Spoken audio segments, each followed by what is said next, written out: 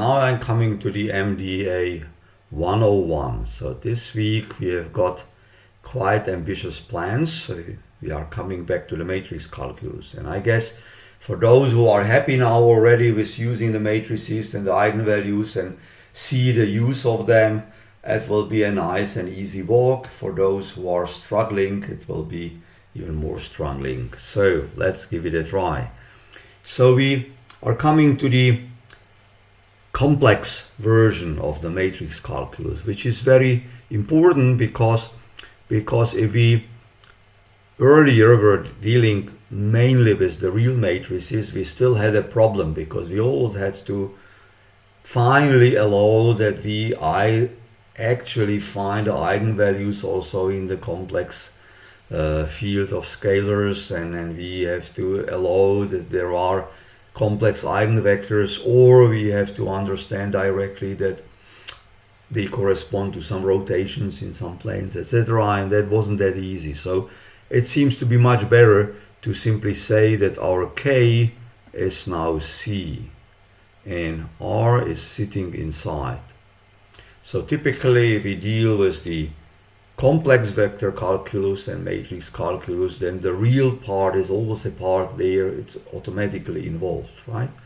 So this is what we shall be doing now. So our matrix will be simply a scheme of complex scalars, not real scalars in general.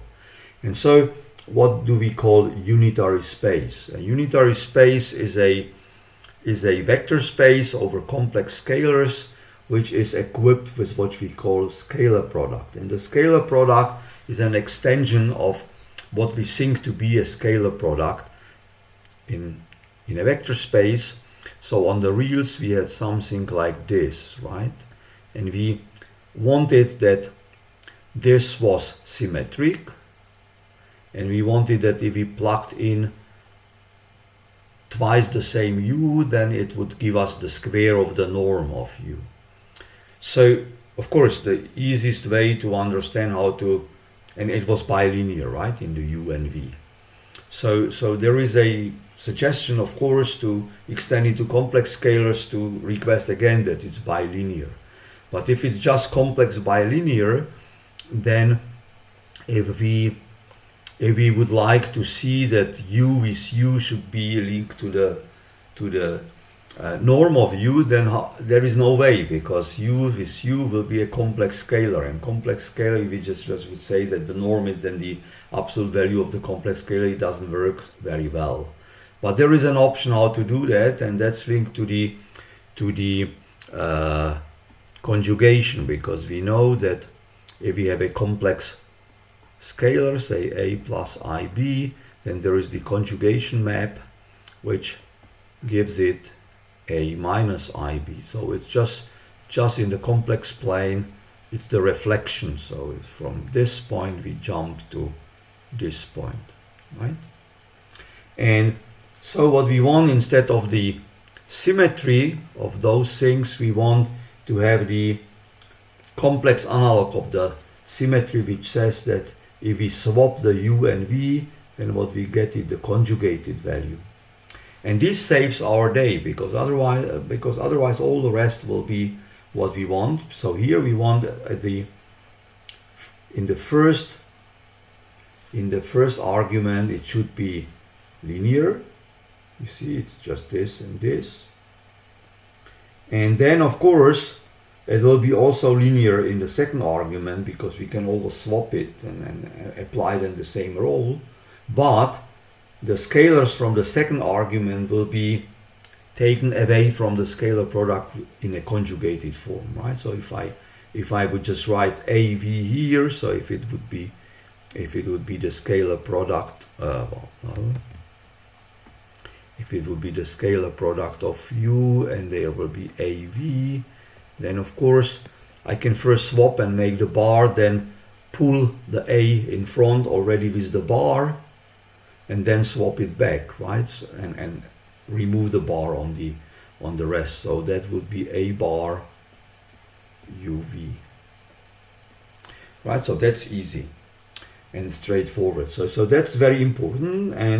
But now if you put twice u there, so you see that u times u must be u times u bar, and the self-conjugated things are just the real line. So it means that the scalar product on the unitary space always just gives you a real value if you plug it the diagonal, so twice the same vector. And that's absolutely important. So all the rest remains as we know already. So the square root of this guy is called the norm. We say that two vectors are orthogonal if their scalar product is 0, and if on top of that the norms are 1, then they are orthonormal to each other. Well, they are orthonormal, and we can form a basis, right, of those things, which would be called an orthonormal basis or orthogonal basis. Right, so again, we have to prove quite a few things, and the most important one is that in each orthonormal basis, well, first of all, maybe I should have shown it as an example here. So of course on Cn we can define, so if we have x and y in Cn, so it will be two columns, so I can write x and y in such a way that it will be the conjugated version of t made as a row times the vector x. So you see, if x and y were real, then it's exactly the same formula as we knew from Rn. So this is the so-called Hermitian form or scalar product on Cn, the canonical one. And now again, exactly as in the real world, in the complex way, so wherever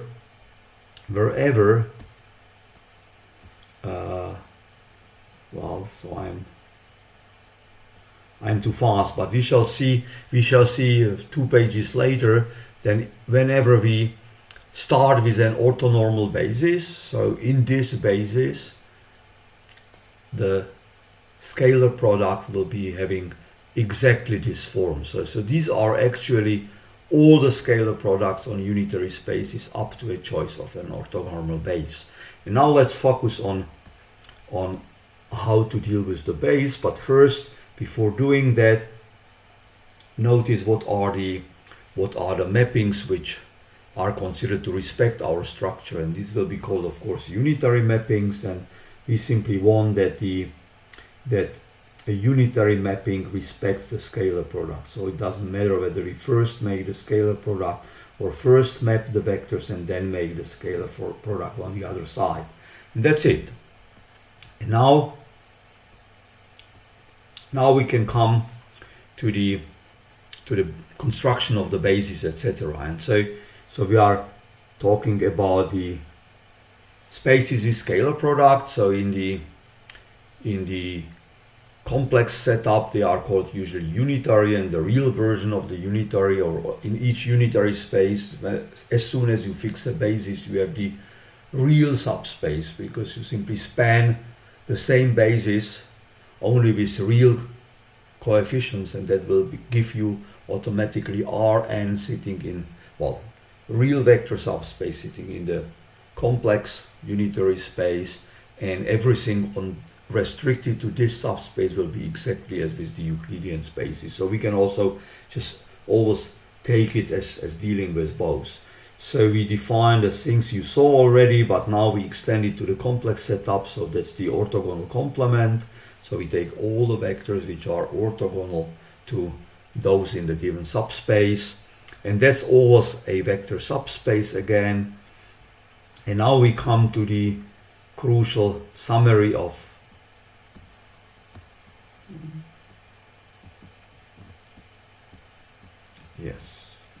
So that's a crucial summary of whatever we need really on the unitary unitary spaces, right? So first of all, we restrict ourselves to the finite dimensional unitary spaces. So it's a finite dimensional space V with scalar product. So if it's a real vector space, then it's Euclidean, and we already heard a bit about. If it's complex, then it's unitary, and there always exists an orthonormal basis. Every non-zero orthogonal vectors are always linearly independent, and they can be extended to a basis, which is then orthogonal. And we can do it via the Gram-Schmidt procedure, exactly the one we already talked about. So if we start with independent vectors, linearly independent vectors, so we can just one by one look at the subspaces spanned by the first vector, first two, first three, etc., and always change the basis into orthogonal one, and so we achieve this property, and in the end we shall have an orthonormal system of vectors which will generate the same subspace, and each of them can be then completed into some base. So using the same procedure we can get orthogonal base, and having an orthogonal base, it's enough to renormalize the vectors by dividing it by the norm, and we get an orthonormal base, right? And then of course if we have an orthonormal base, then it's easy to compute the coefficients, so the coordinates. It's exactly as we saw it, and also the proof is exactly the same. And as I already revealed, there is a uniformal, general, always valid formula how the scalar product looks in every orthonormal base. So it's always the same as the standard one on Cn. Whenever we have got orthogonal sums of unitary subspaces or Euclidean subspace, if it's real, it's always direct. And on top of that, we can, if we just do the orthogonal complement twice, we always get back to the same space. And in particular, the whole space is always spanned by the original subspace plus its orthogonal complement. So whenever you choose, if you have a scalar product, whenever you choose some subspace, you have a natural complement, so that the whole space decomposes this way. And so in particular, if you have so once we know already that there is an orthonormal base, then each unitary space is always a direct sum of one-dimensional subspaces which are all mutually orthogonal. So that's the say elementary theorem. But what's more useful and interesting is just this theorem, which collects the properties of the norms, right? And that's extremely important, and we shall be coming back to this many times in near future, even in analysis in the MDA 102. So let's have a look at it. So this is the triangular inequality. So this holds always. Moreover, there is a very important inequality saying that if we take the scalar product of two vectors and look at its absolute value, so you see the scalar product will be a complex scalar possibly, so we take absolute value of it, that's already a real positive or non-negative number, and this is always at most as big as the sum of the two norms. That's extremely important. And moreover, the norm, well, if we deal with an orthonormal system of vectors, so of course these guys here in the absolute values are the coordinates, and you see that the norm of the vector is always bigger than if we take the norm of the part of the vector which would sit only in the subspace spanned by E1 to EK.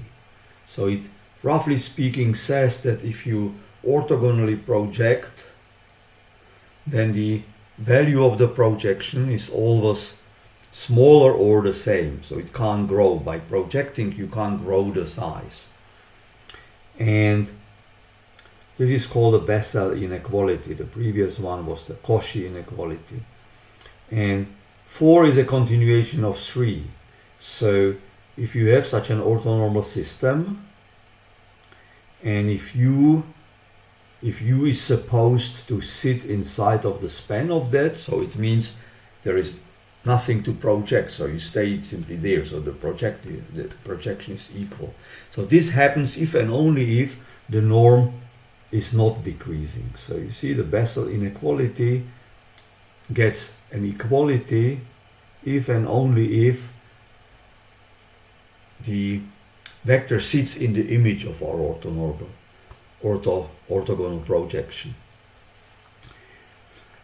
Well, and moreover, if we have this kind of orthonormal system of vectors, so a subspace with its orthonormal base, then the image, so you saw here, so the image of the projection is simply the vector which minimizes the distance from the original one. So it's just like in the R3, right? So you know that the orthogonal projection of a point to a plane is simply the foot of the orthogonal line, right? And that's the shortest distance from all the points from the plane. And simply just following the intuition from the one-dimensional, two-dimensional, three-dimensional objects, you can very easily prove that the same holds for any finite number. So actually it would be also for infinite ones. So you see the computations here are quite straightforward. I will not go through them, but it's quite easy. So it's not really difficult. So to conclude the basic introduction, so let's come back to the unitary and orthogonal mappings, right? So unitary mappings are the ones which respect the scalar product on the unitary spaces. Orthogonal mappings are the same thing if we restrict to the real parts, right? Or if we deal just with the Euclidean spaces. So you see, again, there is a summary of this kind of thing. So first of all, you see that if you have a linear map which respects the scalar product, it can't happen that something non-zero will be mapped to 0. So the orthogonal or unitary mappings are always injective, right? So it can't happen, because if its value would be of 0 size, then it means that also the size of the argument had to be 0. So here we have got quite a few of equivalent conditions how to recognize that the mapping is unitary, and it's quite straightforward and easy because well, maybe I can just better draw the things a bit.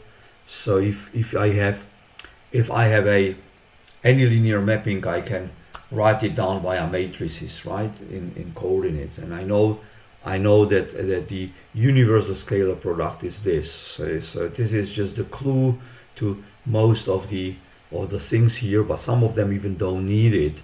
So being unitary on orthogonal means that UV is simply equal AU AV, right?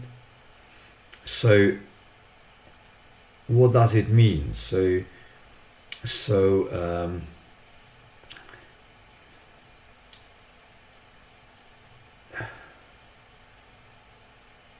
Well, of course, I mean, to be a transformation means that it's a isomorphism, right? It goes from V to V, you see, so I didn't stress this.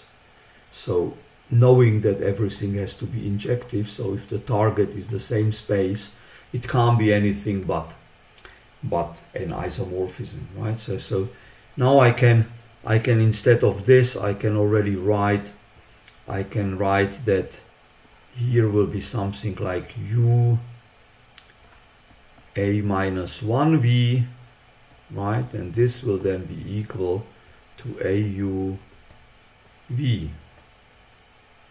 And this is exactly the second line, right? So no problem with that.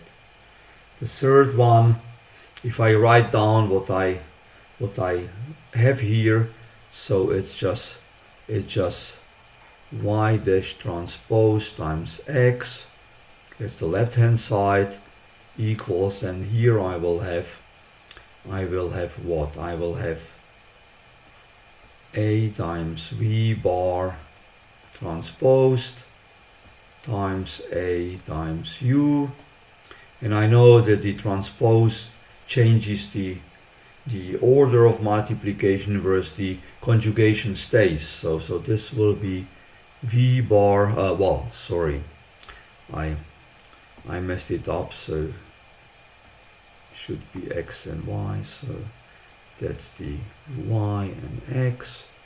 So here will be Y transposed, and now I make it into brackets, A bar transpose times A times X, right? And this shows that this must be unit matrix.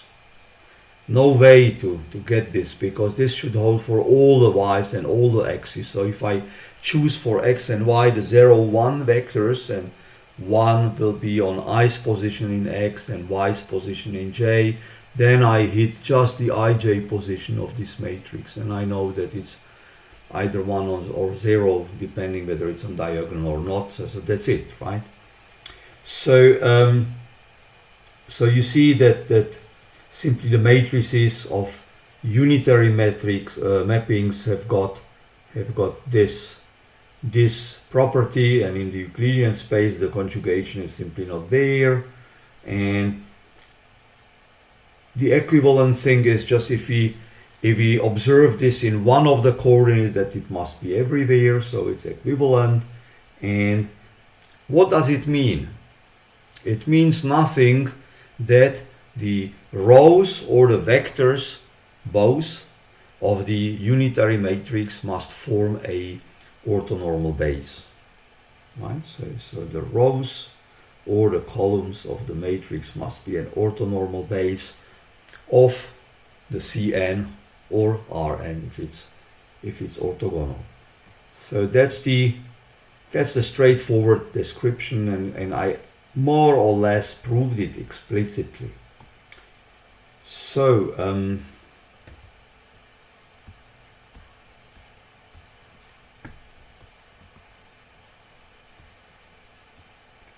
right, so I might conclude this part by some remarks. So notice that the matrices from our space of square matrices of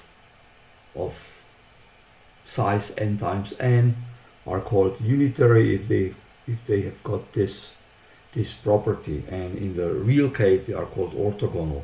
And then a simple calculation simply shows that the determinant of A squared, right? Because you see, well, actually I still owe you some glimpses towards the determinants, because we more or less skipped it with the claim that I shall come back to that. Maybe I will do it soon.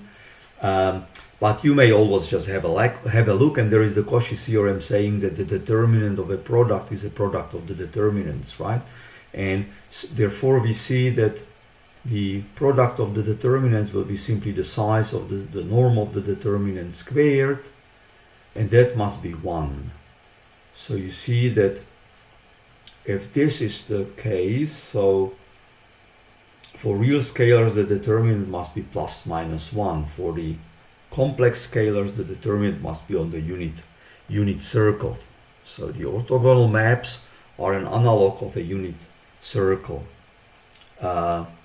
If you then look for an eigenvalue for a unitary or orthogonal matrix, then of course you see immediately that because the size of Ax must be the same as size of x, then you see that the eigenvalues of unitary matrices must all be either plus minus 1 if it's real, or they must sit on the unit circle. That's very crucial. And of course, because we can very easily see that if you have a unitary mapping, so in this case transformation, then of course if there is a invariant subspace, then we can have a look on all the vectors from the complement, so the orthogonal complement of the subspace, and we very explicitly compute that it will also be in the complement. That's straightforward from the definition of the unitary property, right? And so you see immediately that if phi is a unitary mapping on a complex vector space, then the whole space is always an orthogonal sum of one-dimensional eigenspaces, right? Because you know that in the complex setup, a mapping must have at least one eigenvalue and therefore at least one eigenvector. And this eigenvector will generate a one-dimensional subspace. The orthogonal complement will be invariant too. And therefore the restriction of the map to this complement will be again a unitary mapping.